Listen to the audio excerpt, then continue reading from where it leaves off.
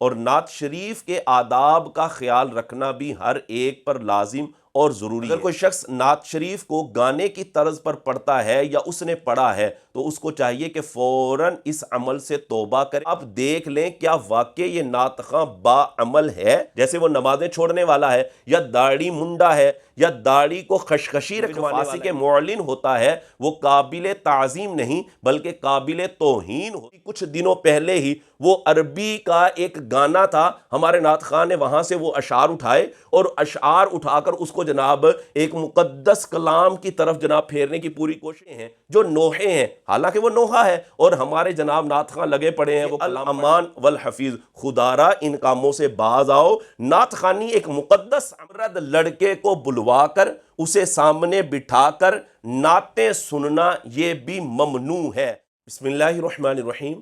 نعت خوانی ایک مقدس عمل ہے اور ایک ایسا عمل ہے جو باعث اجر و ثواب ہے۔ نعت خوانی کرنا کوئی فن نہیں بلکہ نعت خوانی نبی کریم صلی اللہ علیہ وآلہ وسلم کے عشق کا اظہار کرنا ہے۔ تو جس طرح نبی کریم صلی اللہ علیہ وآلہ وسلم کی بارگاہ کے آداب ہیں اور نبی کریم صلی اللہ علیہ وآلہ وسلم کی تعظیم ہر ایک پر لازم اور فرض ہے، اسی طرح حضور نبی کریم صلی اللہ علیہ وآلہ وسلم کا جو ذکر کرنا ہے، نعت شریف پڑھنا ہے، اس کی بھی تعظیم ہر مسلمان پر لازم اور ضروری ہے، اور نعت شریف کے آداب کا خیال رکھنا بھی ہر ایک پر لازم اور ضروری ہے۔ آج ہم آپ کے سامنے نعت خوانی کے کچھ آداب بیان کرتے ہیں کہ جن کو امام اہل سنت نے فتاوی رضویہ شریف کے اندر بیان فرمایا ہے۔ فتاوی رضویہ جلد نمبر 23 صفحہ نمبر 363 پر امام اہل سنت تحریر فرماتے ہیں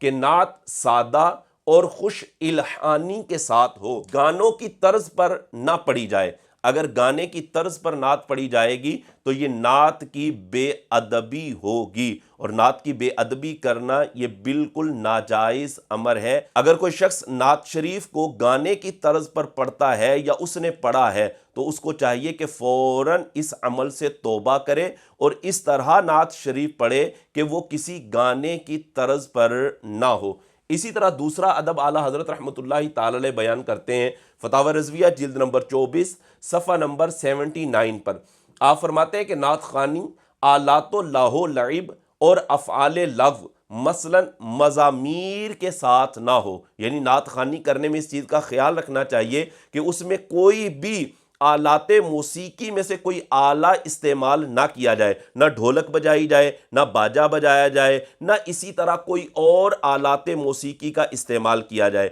اگر کسی بھی آلات موسیقی کا استعمال کیا گیا تو یہ نعت کی بے ادبی ہوگی۔ اسی طرح تیسرا ادب اعلیٰ حضرت رحمۃ اللہ تعالی علیہ تحریر فرماتے ہیں فتاوی رضویہ جلد نمبر 23 صفحہ نمبر 733 پر۔ آپ فرماتے ہیں کہ نعت خواں با عمل ہو، یعنی شریعت مطہرہ کا مخالف نہ ہو، مثلا تارک الصلاۃ، داڑھی منڈانے یا داڑھی کو کترانے والا نہ ہو۔ نعت خواں جو آپ محفل میں بلا رہے ہیں، آپ دیکھ لیں کیا واقعی یہ نعت خواں با عمل ہے؟ اگر تو با عمل ہے آپ اسے دعوت دیں، آپ اسے نعت خوانی کے لیے بلائیں، اور اگر نعت خواں ایسا ہے جو فاسق معلن ہے، جیسے وہ نمازیں چھوڑنے والا ہے یا داڑھی منڈا ہے یا داڑھی کو خشخشی رکھوانے والا ہے، یعنی ایک مٹھی سے کم کرنے والا ہے، یا اسی طرح کوئی اور فسق اس میں پایا جاتا ہے، تو ایسے شخص کو نعت پڑھنے کے لیے بلانا یہ بالکل بھی جائز نہیں ہے،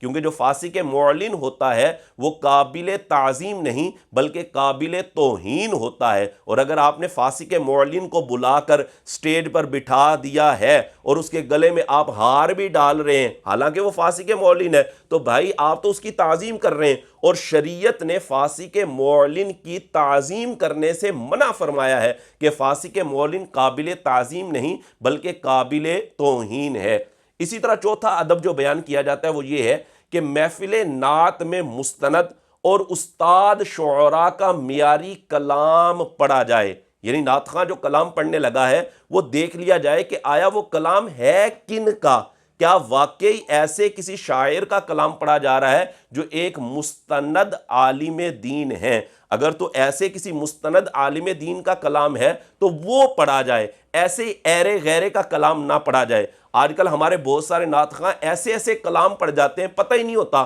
کہ بھائی میں پڑھ کیا رہا ہوں۔ ایک ابھی کچھ دنوں پہلے ہی وہ عربی کا ایک گانا تھا، ہمارے نعت خواں نے وہاں سے وہ اشعار اٹھائے اور اشعار اٹھا کر اس کو جناب ایک مقدس کلام کی طرف جناب پھیرنے کی پوری کوشش کر دی، اور لوگ لگ پڑے کہ جناب شاید یہ کوئی نعت ہے، حالانکہ وہ عربی زبان کے اندر ایک گانا تھا۔ اسی طرح آج کل بھی کچھ نعت خواں ایسے کلام پڑھ رہے ہیں کہ جو مرثیے ہیں، جو نوحے ہیں، حالانکہ وہ نوحہ ہے، اور ہمارے جناب نعت خواں لگے پڑے ہیں وہ کلام پڑھنے۔ اب یہ بھی نہیں پتا کہ وہ کلام ہے کس کا، آیا وہ کلام واقع کسی سنی صحیح العقیدہ کا لکھا ہوا ہے یا نہیں ہے۔ اگر بھائی کسی سنی صحیح العقیدہ کا لکھا ہوا نہیں ہے، کسی مستند عالم دین کا لکھا ہوا نہیں ہے، تو آپ کے لیے ایسا کلام پڑھنا جائز نہیں ہے، اس سے اجتناب کرنا ضروری ہوگا۔ اسی طرح پانچواں جو ادب بیان کیا گیا وہ یہ ہے کہ نعت خوانی کی محافل کو نمود و نمائش کا ذریعہ نہ بنایا جائے۔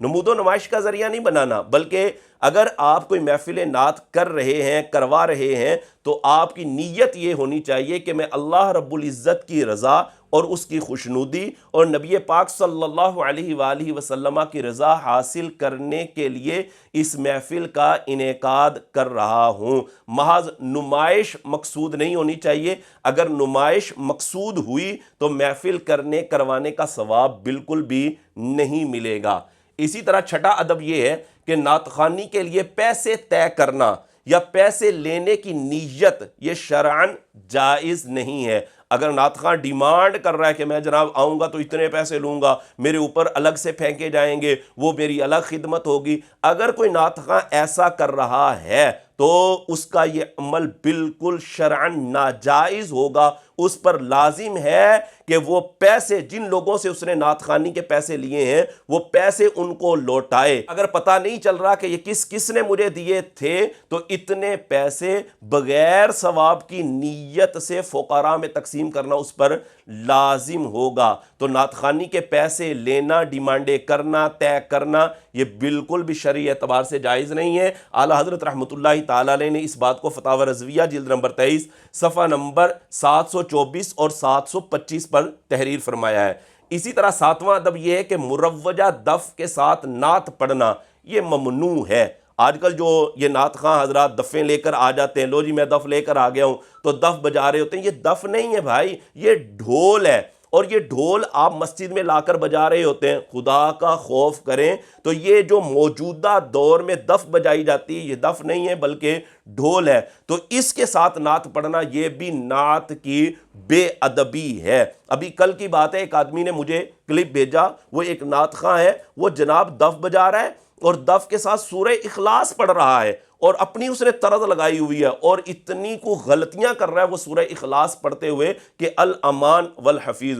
خدارا ان کاموں سے باز آؤ۔ نعت خوانی ایک مقدس عمل ہے، لہٰذا اس مقدس عمل کا لحاظ رکھو، اس کے تقدس کو پامال نہ کرو، ورنہ کل بروز قیامت تمہاری بڑی ہی سخت پکڑ ہوگی۔ اسی طرح آٹھواں ادب یہ ہے کہ امرد لڑکے کو بلوا کر اسے سامنے بٹھا کر نعتیں سننا یہ بھی ممنوع ہے۔ اس بات کو اعلیٰ حضرت رحمۃ اللہ تعالیٰ علیہ نے فتاوی رضویہ جلد نمبر 23 صفحہ نمبر 721 پر تحریر فرمایا ہے کہ امرد لڑکا، جو خوبصورت لڑکا ہے، اس کو آپ نے بلایا اور بلا کر ایسے کرسی پر بٹھا کر آپ اس کی زیارت بھی کر رہے ہیں اور نعتیں بھی اس سے سن رہے ہیں۔ اعلیٰ حضرت فرماتے ہیں کہ اس طرح امرد لڑکے سے نعتیں سننا یہ بالکل ممنوع ہے، یہ جائز نہیں ہے، اس لیے کہ یہ جو امرد لڑکا ہے یہ محل اندیشہ فتنہ ہے، اس میں فتنہ پیدا ہونے کا بالکل اندیشہ پایا جاتا ہے۔ اور اعلیٰ حضرت رحمۃ اللہ تعالیٰ علیہ فتاوی رضویہ جلد نمبر 23 صفحہ نمبر 721 پر تحریر فرماتے ہیں کہ منقول یہ ہے کہ عورت کے ساتھ 2 شیطان ہوتے ہیں اور امرد لڑکے کے ساتھ 70 شیطان ہوتے ہیں، لہذا اس طرح کے خوبصورت لڑکے کو بلا کر اس سے نعتیں سننا یہ بھی جائز نہیں ہے۔ یہ نعت خوانی کے چند آداب میں نے آپ کے سامنے بیان کیے ہیں، انشاءاللہ اگر ہم ان پر عمل کریں گے تو ہمارا نعت خوانی کا عمل اللہ کی بارگاہ میں قبول ہوگا۔